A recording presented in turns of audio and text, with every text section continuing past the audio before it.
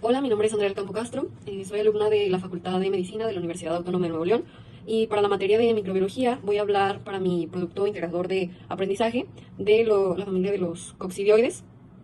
y pues para ello presentaré un caso clínico, posteriormente sus características principales, así como las técnicas de diagnóstico, patogenia, incidencia y las características epidemiológicas más relevantes de esta familia de hongos.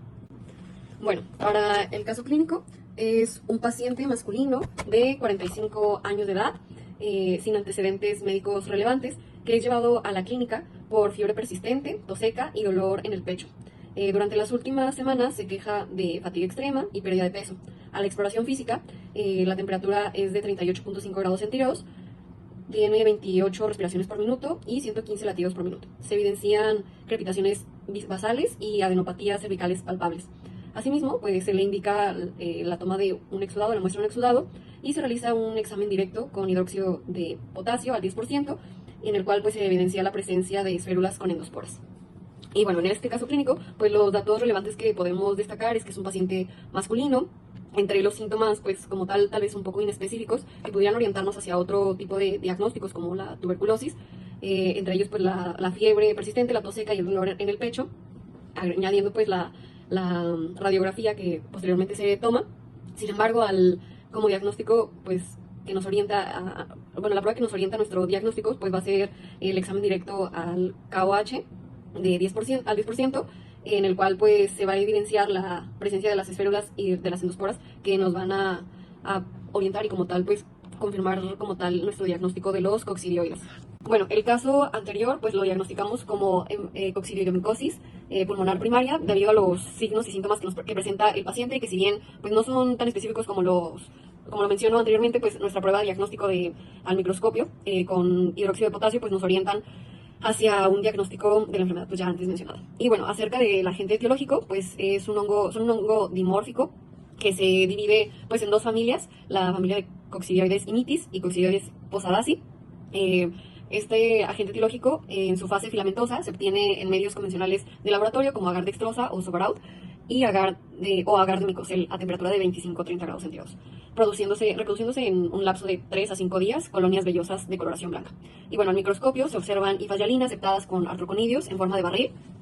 y separadas entre sí por un espacio denominado artículo o célula disyuntora. Y pues la fase de levadura o tisular es muy difícil de obtener in vitro a 37 grados centígrados. Sin embargo, en nuestras clínicas, pues en las muestras clínicas, perdón, se observa esta fase, la cual pues se caracteriza por esférulas dobles de pared que pueden llegar a también medir hasta 120 micrómetros de diámetro, con endosporas de 2 a 5 micrómetros de diámetro. Y bueno, a pesar de que estas dos familias de coccidioides difieren genéticamente y en distribución geográfica, que es básicamente la diferencia por la cual pues reciben un nombre distinto, haciendo referencia que a coccidioides imitis representa a todos los casos que se han encontrado en la zona central de California, en Estados Unidos, y todos los demás casos pues se denominan con la especie de coccidioides posadaci.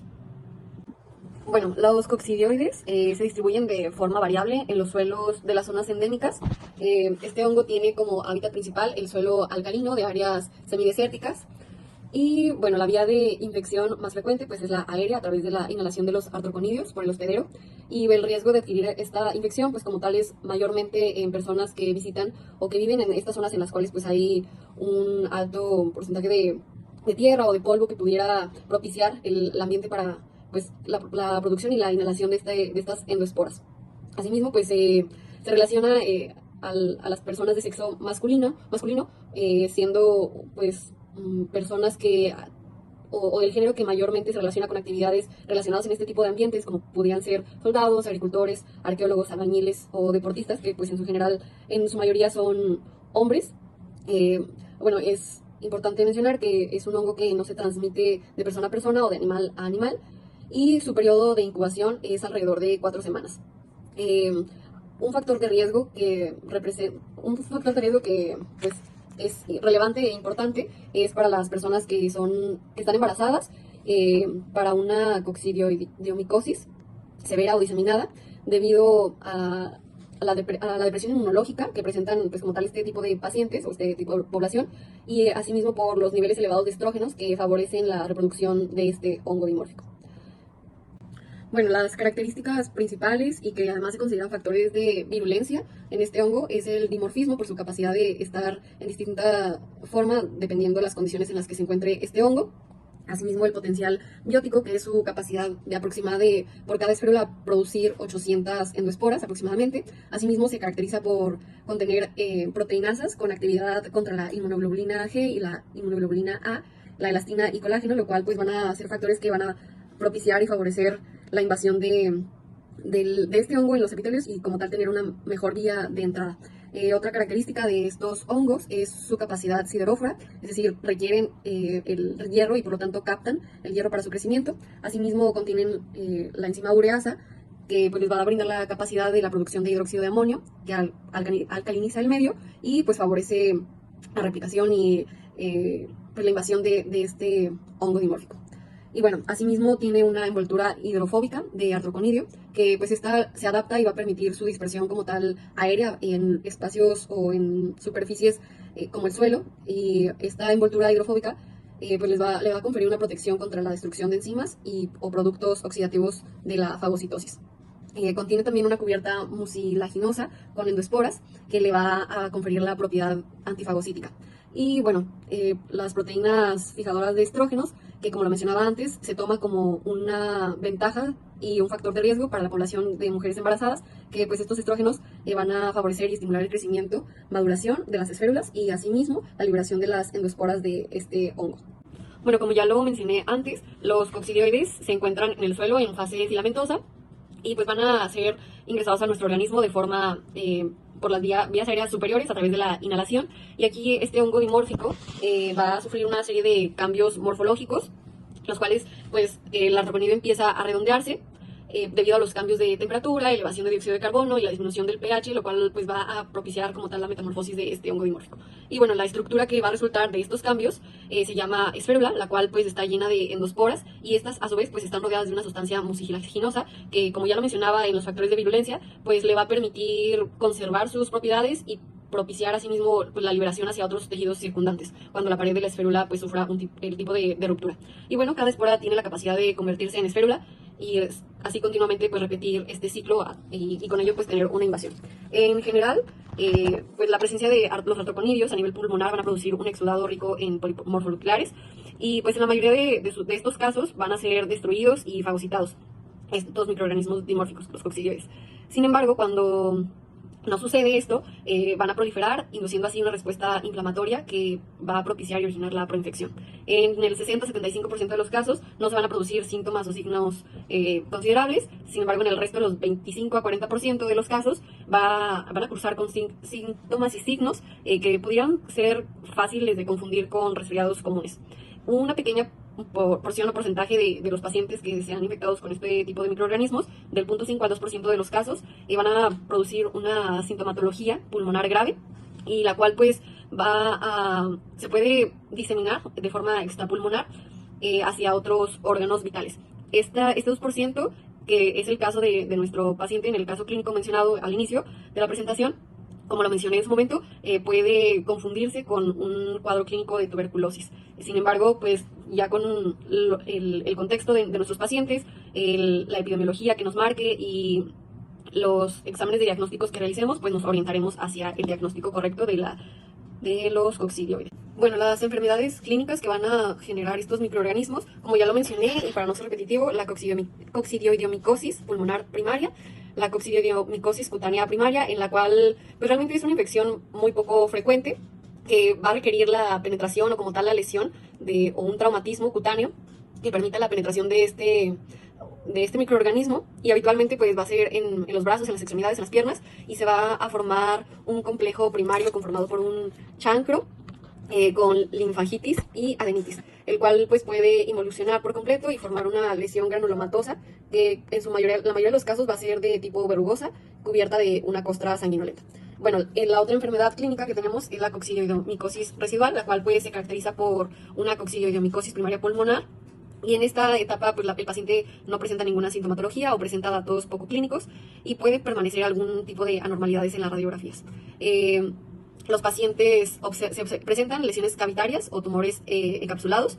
y usualmente son asintomáticas estas cavidades. Miden aproximadamente entre 2 a 4 centímetros de diámetro y pues la historia natural de la enfermedad, de esta enfermedad clínica, es terminar lentamente con el tiempo. Bueno, la otra enfermedad clínica que tenemos es la coccidioidomicosis progresiva. En esta, pues la variedad clínica es secundaria, hay un foco primario pulmonar que realmente es poco frecuente, pero altamente fatal y letal a corto plazo, y pues la cual va a depender de la exposición repetida del agente etiológico al que esté expuesto como tal el paciente. Y pues también del estado inmunológico del hospedero, la rapidez con el que se atienda o con la que se administre el tratamiento y el tipo de coccidioidomicosis que tenemos en esta enfermedad progresiva son de pulmonar persistente, meningia y cutánea progresiva, que como su nombre pues lo indica va a ser la zona o el órgano afectado. Y por último la coccidioidomicosis generalizada o diseminada, que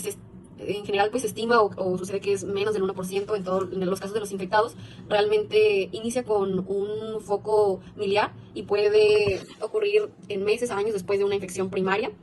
sintomática o asintomática, y pues esta manifestación clínica depende del estado nuevamente del paciente, del hospedero. Y bueno, es importante remarcar que la población de riesgo van a ser los pacientes inmunosuprimidos, como pueden ser trasplantados, pacientes con SIDA, mujeres embarazadas, pacientes con cáncer.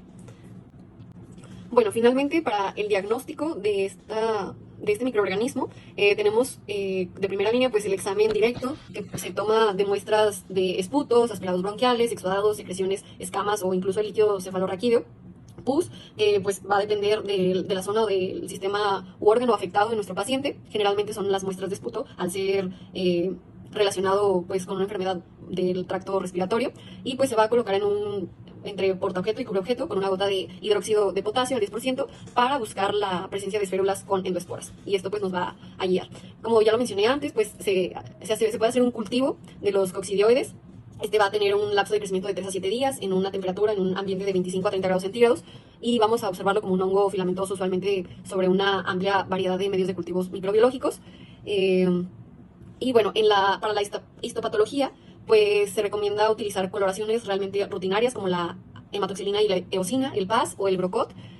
Y pues estas dos últimas nos van a permitir observar la presencia de las esférulas. Y bueno, para las pruebas serológicas, que podrían ser otra alternativa de diagnóstico, pues se han desarrollado pruebas serológicas como inmunodifusión, fijación de complemento y la prueba de ELISA para diagnóstico y pronóstico de la enfermedad, la cual pues nos va a dar un indicativo de los anticuerpos IgM y asimismo pues la reacción que está teniendo nuestro sistema inmune. Las IgM pues las vamos a encontrar poco después de la infección, en una infección pues como tal aguda o primaria o como tal en la recaída de la enfermedad después de pues haberla terminado, y los anticuerpos IgG que lo vamos a detectar después de la producción de esta enfermedad en una enfermedad como tal activa. Y pues esta cuantificación de la IgG va a tener un valor de pronóstico. Y bueno, finalmente las pruebas inmunológicas, las que existen dos, que es la intradermorreacción, que es la más utilizada por su bajo costo y por su rápida forma de obtenerla, que es la coccidioidina,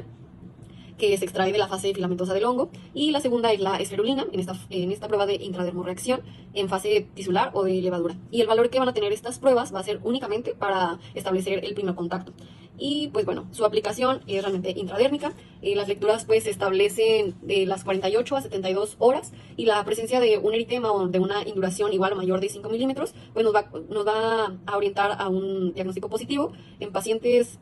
con coccidioidomicosis diseminada pues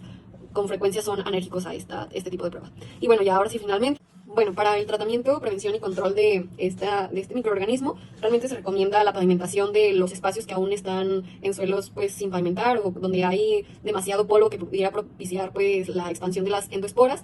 y pues realmente evitar estar en este tipo de espacios o de ambientes que nos van a exponer a este tipo de microorganismos. Para el tratamiento pues se recomienda la serie de antifúngicos que se muestran en la diapositiva, en general pues de la familia de los azoles, y pues realmente sería todo por mi parte. Muchísimas gracias.